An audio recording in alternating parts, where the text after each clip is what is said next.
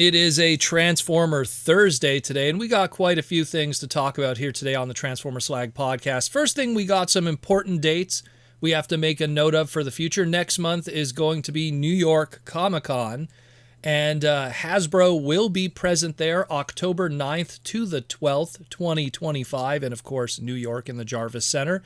And Hasbro's going to be there. They're going to have a whole bunch of stuff on display. But more importantly, they're going to have yet again another reveal panel of new product. They're going to have the Hasbro Toy Panel Action Brands. And that'll be Friday, October 10th at 11 a.m. And it'll run for an hour in room 406.3. Now, this is not specifically just Transformers, just all of their, quote, action brands. So it will have, of course, also G.I. Joe, Ghostbusters, and Star Wars. So it's something where you're probably in this 1 hour going to have maybe one or two big Transformer reveals in that. And the rest of it was probably already shown at San Diego. So we'll see what happens with that, but make a note on Friday, October 10th, we will be seeing some new stuff for the first time. And who knows what else will be revealed on the floor itself at New York Comic-Con. So check that one out and make a note in your calendar. Now let's talk about some new items that we now have beautiful images and prices and pre-orders and everything like that. Takara Tomy, on their PR, they did a T-Spark live stream just recently of all their new high-end adult-based products and high collector products. And on this TF Thursday, we have two to talk about today that are new updates and information, as well as a little bit of Transformer finance breakdown. So first one we're going to talk about is the much anticipated Dramatic Capture Series Part 2 Decepticons.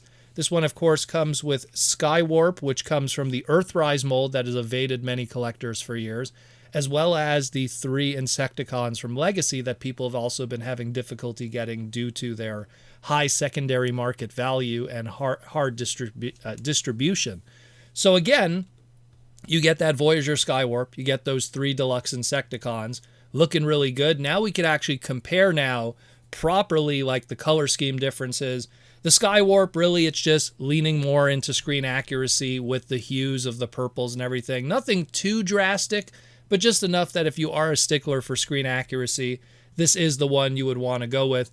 And it's kind of the same thing with the Insecticons, where they go for more of a screen accuracy, and the ones that we got with Legacy are more of a toy accuracy kind of thing. And again, I feel like a broken record at this point, but yeah, it's all really about the Bombshell, because the Bombshell is the big paint difference between the two.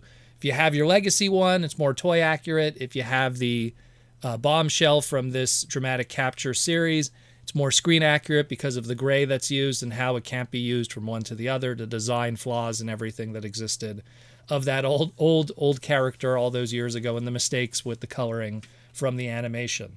So on top of all of that, though, you don't only just get just the 4 figures, you also get 2 big Energon cubes, 6 small Energon cubes, and a whole bunch of micro accessories that I'm sure people will enjoy in color. You get a mini Megatron gun, a mini Shockwave gun, a mini reflector camera mode, and a mini Soundwave cassette player. So those are all nice to have them also molded in color and not just, again, unfortunately, painted in one color like how some of these molds have been distributed in the past. So that's a nice little bonus too. So these are planned to release, they're up for pre-order right now, and are planned to release February 2026 next year, 16,500 yen. Comes to, with translation of everything today, about $111 USD. So when you really think about it, 3 deluxes, if we bought them today, would be about $25. So that's $75 for those 3 Insecticons. The Voyagers, as of this recording, are $34.99, so $35. So that comes to $110 in value right away just with the figures themselves. So it's pretty much right on the nose in terms of how much you're paying. But then you get, of course, the 2 big Energon cubes, the 6 small ones, and all those painted up accessories, which I think are really cool bonuses too. And it definitely puts it over the value, in my opinion, and you actually get a lot of extra value for what you're paying for $111 USD with, again, translation of the cost here. And again, just all that paint on the accessories, that's pretty cool. We don't really see that very often outside of, say, like Masterpiece stuff. So very awesome to see that. This is a purchase for me just because I had a lot of difficulty finding the Insecticons myself. And I mean, I just like the variation with a more screen accurate Bombshell, so that just adds to it.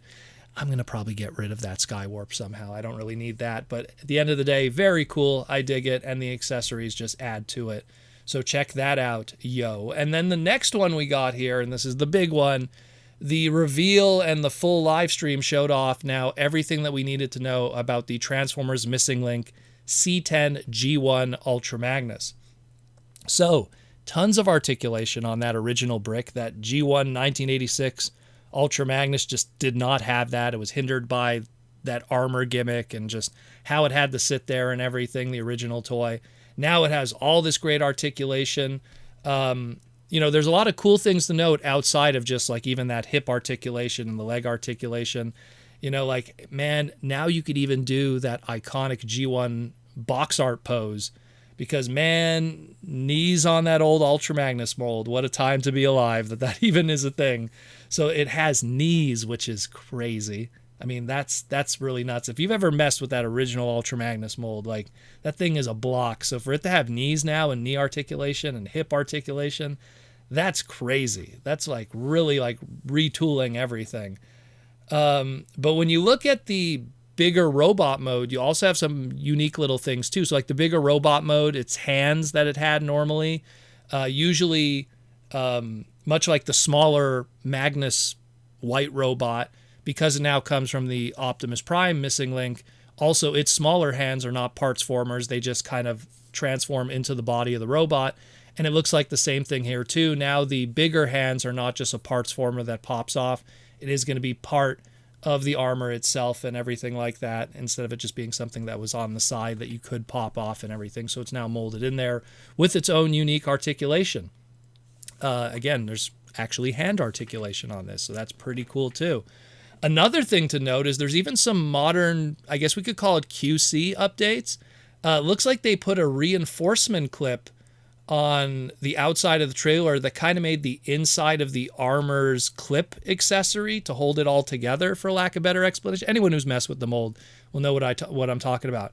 I mean, in all my years of messing with different G1 Ultra Magnuses, whether it be the reissues or the originals, buying and selling them throughout the years, I've never seen problems with that clip, not even like stress marks or it being broken. So I guess they're just kind of adding that extra reinforcement more so because it's probably going to be part of a key articulation point with this new tooling. And they really want that armor to hold together, but not, I guess, get damaged in the process. So it's interesting that they put that little extra clip there to add to it. And I guess they just want to protect their brand new product, and that's nice and a smart design choice from the Takara people. I dig that. He's also able to do the multiple alt mode designs from the truck to the trailer launch pad to the repair bay, all those nice little modes that those things could do. So that's all still able to happen with that extra articulation. It probably makes it move even more now. Comes more or less with the same accessories that the original 1986 version came with, the crotch guard pieces, the large red missiles for the shoulder launchers, his dual use cannon gun. The big additions is he comes with a Matrix of Leadership mold that is now colored like how the Ultra Mammoth's Matrix of Leadership looked, because that Matrix of Leadership was actually a nod to the reconfiguration Matrix that revived Ultra Magnus in Generation 2 to make him Laser Rod Ultra Magnus. Super deep cut, and I appreciate the super deep cuts, so I always dig that. So we're getting a reconfiguration Matrix from Generation 2 based off of the Ultra Mammoth with this. That's very cool. I dig that. Again, the people at Takara, they're always paying attention with that kind of stuff, and I respect that. But of course, the big one of them all is the much hyped Deerstalker bonus figure that comes with the Diaclone driver that we've been talking about over the past couple of weeks.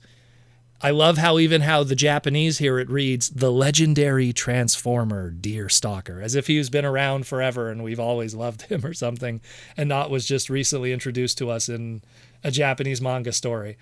In Missing Link fashion, he also is way more articulated than his vintage Diaclone counterpart, which was Powered Buggy. So now he has looks like shoulder articulation, elbow, knee articulation, much more. A whole bunch of stuff going on there. Comes with the Diaclone driver.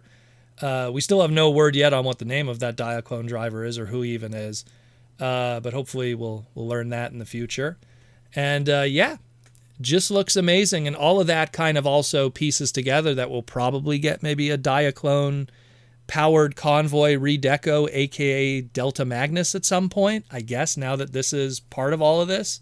So very cool. I love what I see here. It looks great. Now let's talk about everything else here. So release date is going to be March 2026, which sounds like it's far away, but I'll get into why it's so far away in a moment.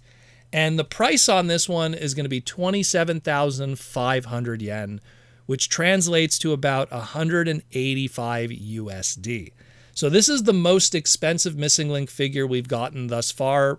The second most expensive up to that point was obviously the C-01 debuting figure of Convoy Optimus Prime with the trailer. That was 17,380 yen, about $116.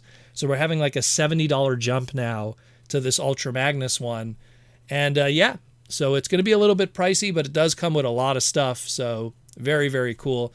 And again, that March 2026 release date, and the reason why it's so far away is because at the end of this month, going into October, we're going to have both versions of RC, the C-07 and the C-08, the anime and prototype colored versions. Those will be coming out at the end of the month. C-09 is going to be the anime colored Bumblebee and Cliffjumper 2-pack. That's going to be releasing December of 2025. And then after that, a 3-month gap will be the C-10 G1 Ultra Magnus Missing Link. And then afterwards, I mean, there's been rumors online from reputable sources that G1 Grimlock is going to be next. I mean, unless the Delta Magnus does not come first in between that, if that repaint, redeco does happen, time will tell, and we'll keep you posted here on the Transformer Slag podcast when it happens, like we always do. Thanks again for listening to the Transformer Slag podcast on this Transformer Thursday and keeping you educated, entertained, and informed on everything going on in this beautiful Transformer world. And as always, thank you for listening, and I'll talk to you in the near future.